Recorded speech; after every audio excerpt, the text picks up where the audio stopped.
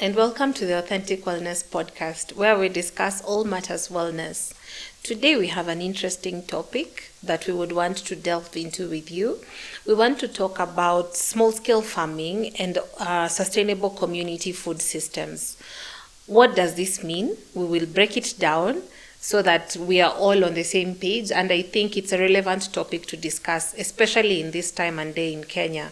My name is Lily Okeo, and I'm here with... Hi, my name is Julie. I'm a farmer and an advocate for safe farming practices. Hi, I'm Lisa Kuyaya Welime. I'm also a small-scale farmer and I'm an herbalist. You're welcome. Great. And before we go any further, as usual, Lisa, what's in our kettle? In line of our discussion, today we are serving hibiscus, which you can plant in your little kitchen garden, tulsi, which is a good adaptogen, and lemon balm. It is very good for you, and it's very flavorful. What are some of the benefits of our tea? Hibiscus has a lot of vitamin C, and it is good for your heart. It is a mild diuretic. Then tulsi is an adaptogen. You know, stress. There are lots of things happening here. We need to reduce cortisol. So tulsi reduces cortisol, and it's also good for our respiratory system. Then, of course, the mint is good for our tummy. Yeah. So it is a very wholesome drink. It's good for you. Drink it. Thank you. And it's also very pretty. Hibiscus always looks cute. This is the tea we serve at the garden picks during the farmers market at Julie's. Yeah, everyone runs for it. We love this energy tea. for the day. Yeah. By the way, let me tell you guys, every first Saturday of the month, we have the farmers market in Eldoret, the one and only farmers market in Eldoret. Yes. You should come. And when you come, look for Lisa's stand and ask for that special garden. It's called a garden what? Garden Delight? Garden Bliss. Garden Bliss. Ask for that special Garden Bliss tea. You will love it. You will enjoy. And I'm hoping to see you next month. The first Saturday of every month. Yeah. Thank you. Thank you. Wow. You don't even need to sweeten it. There's The something flavors different are- today. What's different? Is it the lemon balm? It's the mint. Ama the tools? It's don't the know. mint. It's different. What do you feel is different? I think the tulsi was put when it was very hot. Yeah. I really love the tulsi.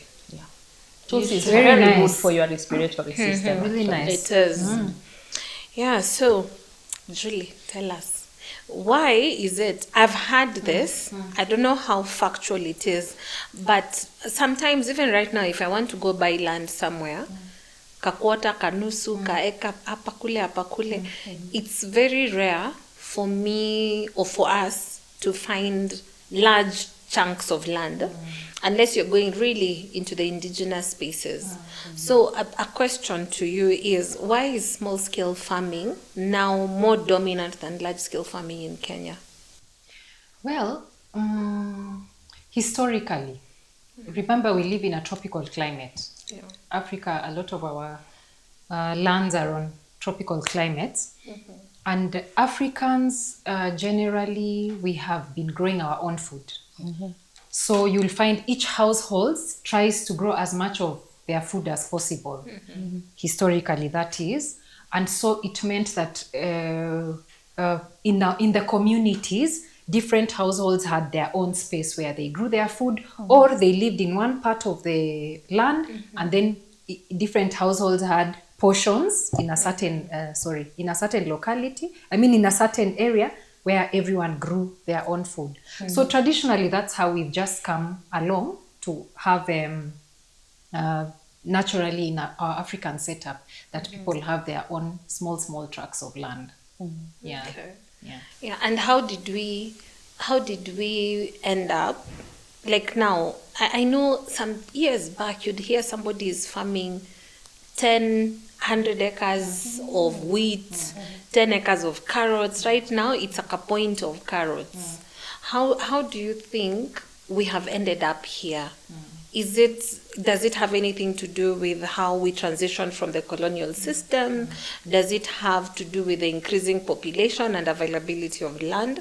Because now we have more people living in urban centers and very few are able to grow our own food. Is that a contributing factor?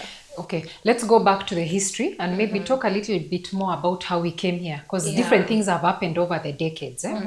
So with the colonial times, remember the colonialists moved people. They came and they saw Africa, and they saw like countries like now Kenya, for example.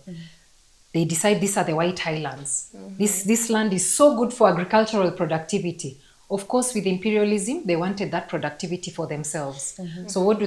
They push Africans to the reserves, some even to concentration camps, especially in those localities where there was resistance. You are pushed to concentration camps.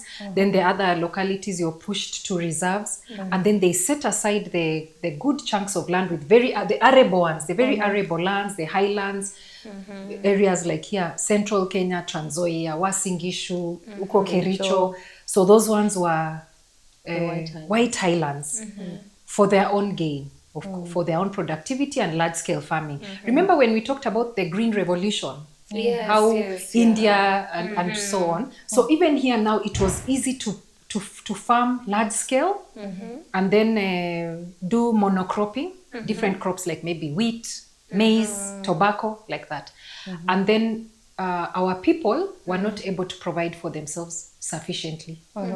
They are here fighting for their land back, fighting for freedom. So we had a problem there. By the time we got our independence, the colonial government ensured something called the colonial legacy lasted. So that when we had the transition even into our independence, the Kenyan government at the time continued the colonial legacy and focused so many of our policies to take care of large-scale farming over small-scale farming. And what was the result of that? Within about 15 years of our independence, we started experiencing chronic food shortages. So in the late 70s, and the early 80s, Kenya experienced very bad food shortages. There was also some drought around that time, so that became even more heightened. We have these 5-year development plans from 1963, count 5 years, 5 years. So by the time we're reaching that time, we're coming to the 4th development plan. So the government realized that we are going to starve to death. So what did they do? They changed and switched the policy and decided, let us focus a bit more on small-scale farming. Let people be allowed to start growing food. There was there had been schemes, settlement schemes, people being given portions of land so that even our people can settle and start sustaining themselves. Remember, we are naturally subsistence farmers. We like to grow food for our own use. So in the 4th development plan, that's 1979 to 1983, policy changed. They started somehow supporting farmers with financial services, marketing services. We started getting training on silos and granaries. And then there was a focus on food crops as opposed to cash crops. People should grow legumes, mboga, stuff like that. And then we also had the first national food policy. I think it was 1981, 1980 hapo, which combined with the 5-year development plan towards the same goal. Small-scale farming can be focused on, small-scale farmers can be supported so that Kenyans can start taking care of their food needs and also to ensure food security. So, of course, it doesn't work immediately. By the time, remember, we had this chronic starvation. I think it was in 1982. It was 82. No, when we were eating yellow beans. It depended with where you are. Some people would call it spinzy. Some people would call it spindy. And it makes me remember, I think we were in nursery school, lower primary school, and there are some songs we used to sing, and every day in the radio, whenever my dad would switch on the radio, there were 2 songs. One of the songs was Wakulima something. Wakulima, ongeze kilimo. And it was so constant and repeated every day. And I think, as you're saying, it worked because most people started now growing their own food. And because again, I remember eating the yellow maize, we would also panga laini when you're going for the rations. We would panga a long line, and because you know your neighbors know you.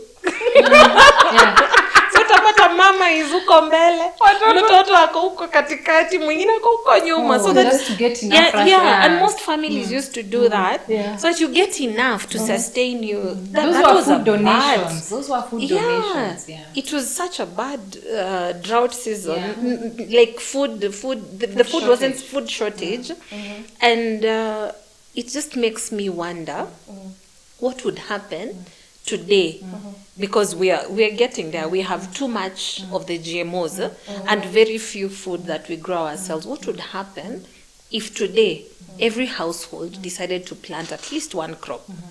You know, you plant one crop, you plant another, or a few, not necessarily just one. What would happen to our own supply of food? Yeah. Of course, you see, we cannot all be farmers, we cannot all grow food, but we must appreciate that a lot of our population is in rural areas and is farming. Okay, like if you look at least 40%, I think, of our working population are in matters relating to food production. So that's a considerable amount of people. And then you'll find, like in the rural areas, minimum of 60% are in active growing of food. So that's a considerable amount. And that is what makes us have a decent food security situation, because now many people are in the act of either growing food for themselves and selling for surplus. And even amongst those producing food, I think we have about 70% of our food output in Kenya is from small-scale farmers. Small-scale farmers are much more than large-scale farmers. So those are the people feeding us. And that's why I keep saying, now, back to that history I was telling you about, when we were singing those songs, there was campaigns by the Ministry of Health and Ministry of Agriculture to encourage people, let's grow maharagwe. Kuleni maragwe na matunda, hivyo ndivyo vyakula bora vya kujenga mwili. So that campaign was really heightened to ensure people were now becoming conscious, because people were suffering from kwashako. Yes, you remember that? So Mama nipe mayai kila siku ugali na kabichi nyeupe, lazima tutashikwa na magonjwa. So we needed protein. There was a lot of marasmus and kwashoko. So the government decided, let us ensure people are growing food. Then in the hospitals, there was a lot of training by the nurses. When people come, community people come for treatment, telling people how to feed their children. Meanwhile, farmers are being told, grow these foods, beans and boga and so on, and fruits. So those campaigns actually worked and helped. And that's why I always say the way to go in Kenya's food security and even health and nutrition is small-scale farming. Exactly. Yeah. If we keep running to this at large-scale farming, we are trying to get digital and commercial, I feel like we end up missing the point of our basic food requirements. And that's why for me, like I was saying, even if not everyone can grow food, but the farmers who are growing food can be given the kind of support that they require to ensure that we have enough for ourselves and surplus. When you talk to ironically, in spite of all these threats that come about food security, when you talk to the agricultural officers, because I've even spoken to some of them in the county, they tell you every beginning of the year, they do a projection. They do a projection of how much food are we going to be able to supply, to produce in this country, and is it sufficient? Imagine they say they are at peace. They know Kenyans can produce enough food. Our food security issue is okay. Of course, we have the issues of people lacking food here and there, but trust me, that's a topic for another day. But it is a poverty issue, not a food production issue. I agree. It's not a food production issue. It's also about land, how we can reclaim the lands in those areas that have desertification, because that is reversible. It just takes intention. put a pin on that because it also makes me think about affordability and access when we shift from small scale to large scale farming. So put a pin on that. We're going to come back to it. Yes. I just want to hear from Lisa as a small scale farmer and an organic farmer at that. Why does small scale farming matter? Why is it important? Small scale farming is very important, Lily, because you know what you're putting on your table. Yes. If you're an organic farmer, you know what is on that plate you're eating. But if you just picture this, 100 acres of managu. It's even beyond our mind to think about that. But these traditional mbogas and these indigenous vegetables, most of them are small-scale farmers, and many of them do it organically. So for sustainability of food and knowing reliability, knowing what you are eating, and as she has said, more than 50% of food security in Kenya is by small-scale farmers. 70% of So actually, when you're eating that tomato, you know, it is very important to have your own shamba, even if it's like a small one. There's this thing that Julie has here at the garden picks. You call them cylindrical, those things. corn gardens. Even if you are renting somewhere, get compost from here. You plant your own things there. Then you have reliable kitungu, dania, you have your skuma wikis. It is very important. So reliability. Then you have food security, because you won't be running every other time to go get stuff from wherever and you don't know what has been put in it. Yes. So the fact that you even have that peace of mind that you know what you're eating, to me, that just settles it. It is very important. And again, it is cheaper to grow this food. It is actually cheaper. So the issue of affordability. Yeah. And I must mention this, Julie, in our very first episode when we talked, first episode of season 1, episode 1, we talked about soil nutrition and the density of the soil and how to make it humerus and the nutrient-dense food, how to produce nutrient-dense food. And I'm thinking, if I'm to do that for 100 or 200 acres of land, might not be feasible. So it will force me to use synthetics, and it will increase, if we move from small scale to large scale, it will increase the demand for food. So it will force the large scale farmers to use more chemicals to produce faster, and it will be detrimental to our own health. We'll be getting mass in terms of food mass, but not food nutrition. I don't know if what I'm saying is making sense. And eventually, this is where we now have more carcinogenic chemicals, we have more diseases, we have, because you have very few people controlling the quality of the food. I would rather have 1 million small-scale farmers than have 10,000 large-scale farmers. Why? Because they are controlling the quality of the soil, they're controlling the quality of the ecosystem in their soil, they're controlling the quality of the nutrients in the food, they're controlling the chemicals they even need to use, because their demand or the capital and capacity is within a scale where they can control. And therefore, we remain safer and it's more affordable for us to have small-scale farmers, whether it's organic or inorganic, to use less chemicals. Small-scale farmers use less chemicals compared to large-scale farmers. It is easier for me, niende nipalilie eka yangu moja ya mahindi, rather than spray kuua the weeds. If I have 100 acres, I can't put people to palilia. I will have to spray the weeds out. Meaning we are using more chemicals to do our agriculture in large-scale farming. And you know the herbicides are actually the worst. Exactly. What does that mean to us as individuals? And this is why, I don't know if you want to add anything on why small-scale matters, because I feel it's such a very critical space in our lives. As an individual, to make an intentional decision what you want as Kenyans or what you want as an individual. It's really healthier. What you are saying, it's actually healthier. And nowadays they are saying that people need to move from the villages. and have Come to the urban area. come to the you come to the to do what if you do do not what? have And food? there are no To jobs. go where?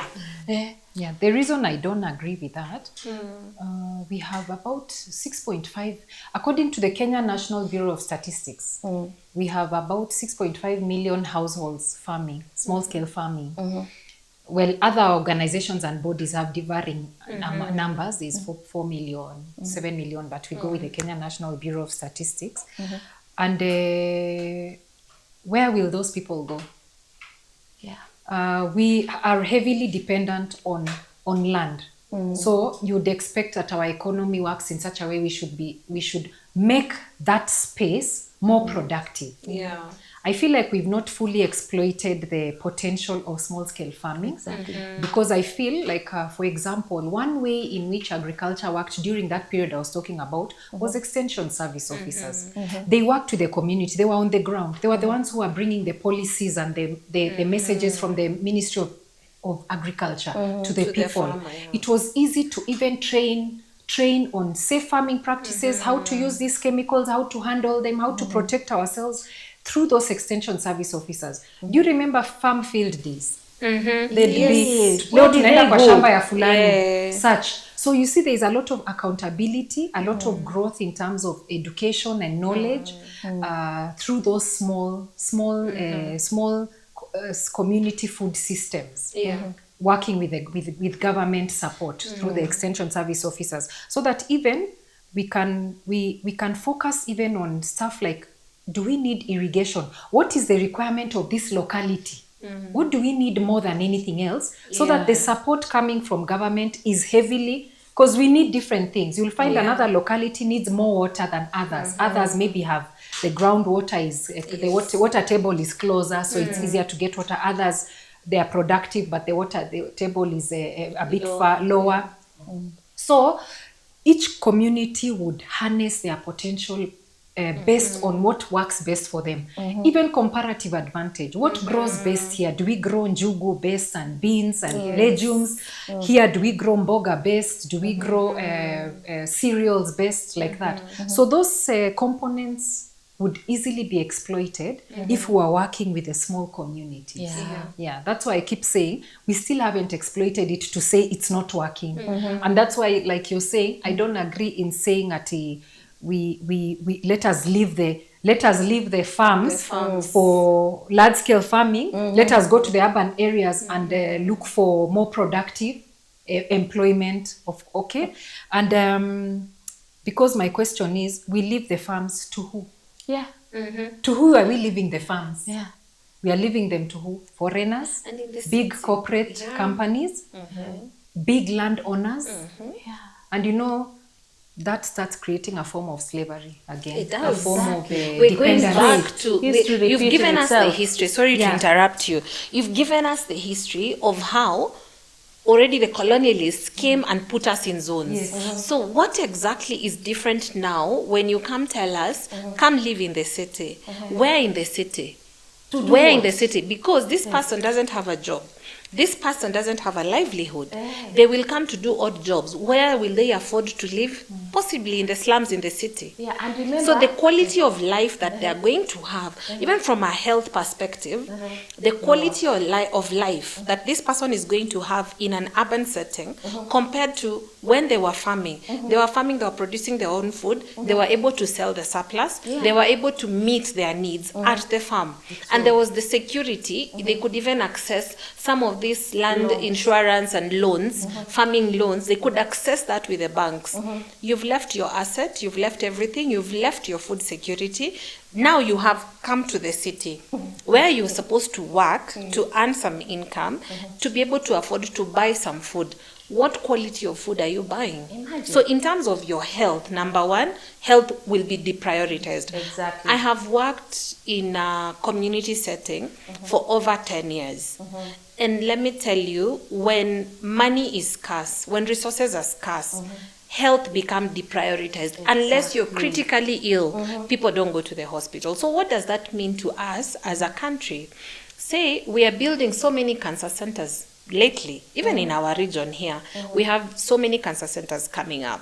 The more chemicals we use, the more cancer prone or predisposed we are to such illnesses. The more diabetic we will be, the more obese we will become. So I'm also looking at it from a health perspective. Mental wellness.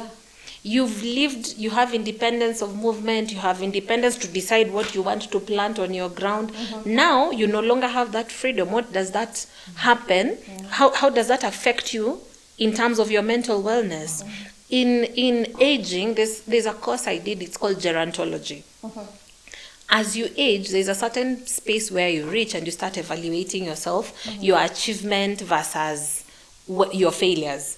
So when you start assessing, people will start assessing that. Will they feel like they have achieved more by moving to the city? You don't have prior maybe skill other than farming. So you have to come to the city at a certain age to come and start learning a new skill. What does that mean to your quality of life, to your mental health, to your physical wellness, other than just also the food security? So this makes me ask, how then do we empower these communities as it is right now, instead of taking us back to the colonial systems, where we are now moving in our quote-unquote concentration camps and the reserves in the name of the city? Instead of moving us to the city, how then can we empower communities for food safety and food security? You know, your food and your health is your wealth. I remember when we were growing up, we would grow food and the surplus would be sold, maybe for school fees. Our parents would plan that we are having this number of gunias ya mahindi, ya maharagwe for our food. Surplus tunalipiwa school fees and all that. Now, it just scares me to think that people will move, leave this land. Then what will they eat? And if they eat whatever has been grown large scale, and the way we have talked about, it is the possibility of pesticides, then we are compromising our health.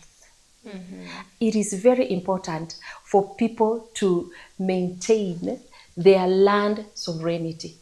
That is your ancestral land. I don't think it is good for anyone to tell you, sell it, go to the town, to do what at 40, when there is no job. Maybe Kenya, I want to believe, and I believe that we are not ready for that.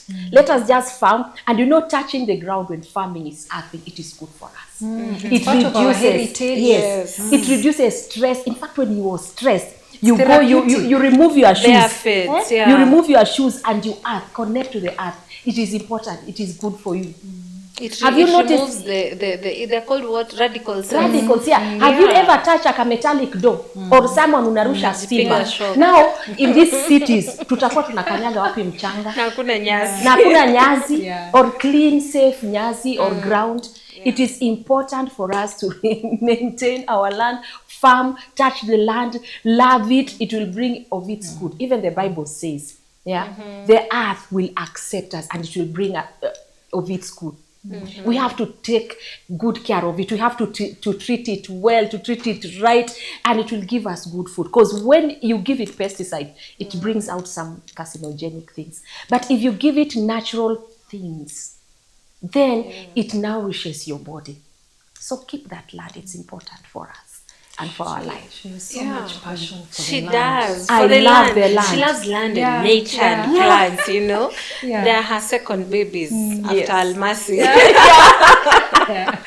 So Julie, maybe you could also talk a bit about the policies that help us. What would you recommend in terms of policy making and stuff like that, to ensure that we're empowering communities for food independence, so that we're not dependent on these corporations and foreigners for our own food?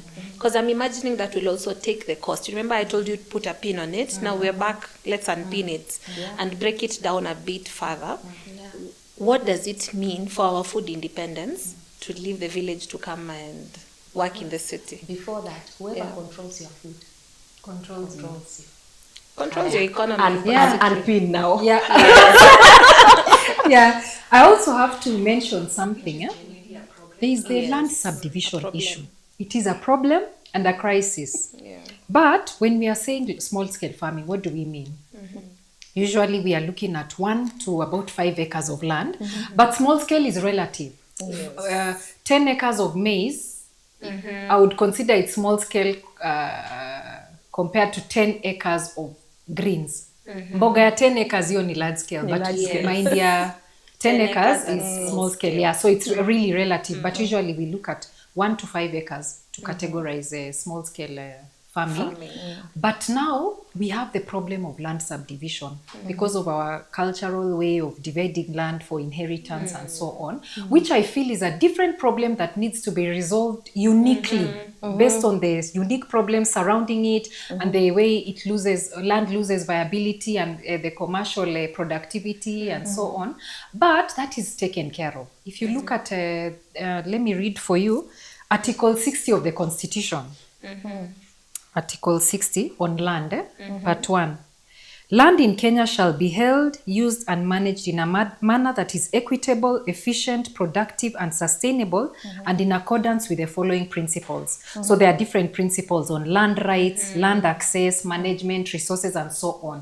What does that mean? Parliament has been empowered to decide, when you're talking about efficiency, to decide even on sizes, where they can decide in the rural areas we will not allow subdivision below a certain number. So I feel like that's taken care of, and with good interrogating the issues, it's possible for Parliament to actually come up and resolve that problem without interfering with the importance and significance of small-scale farming in Kenya.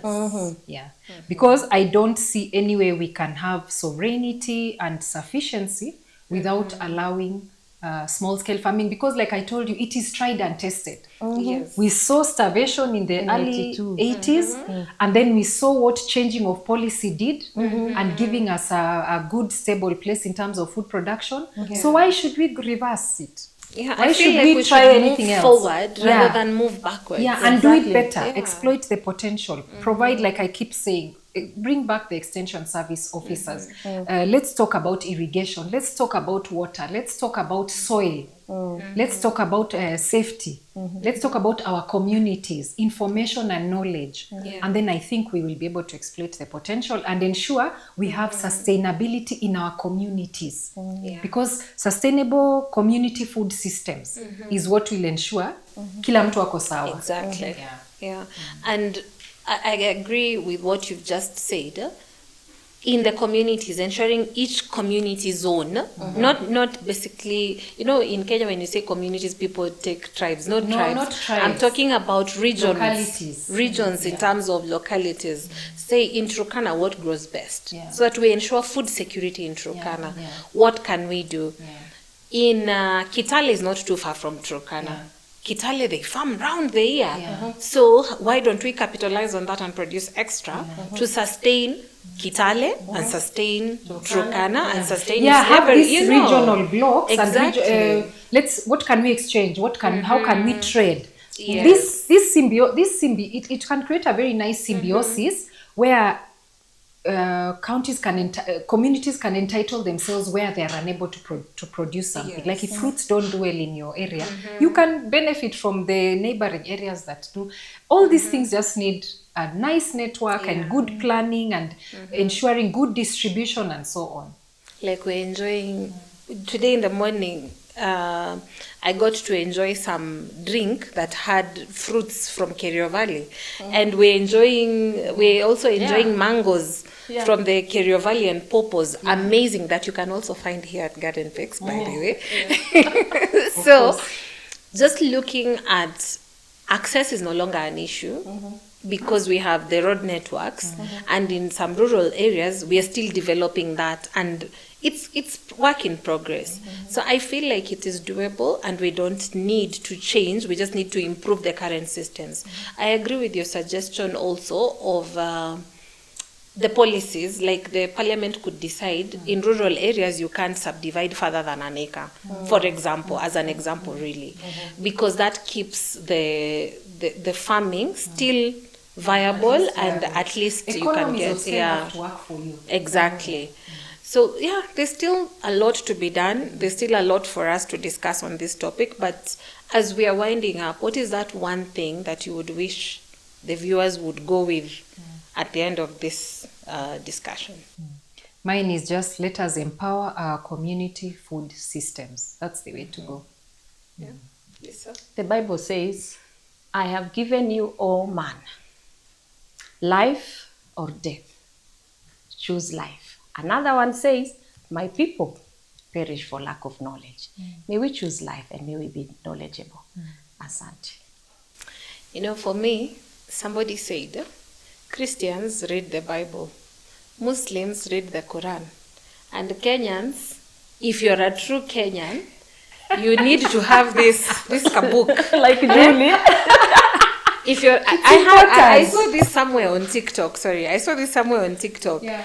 You need to know. Like, I'm so impressed.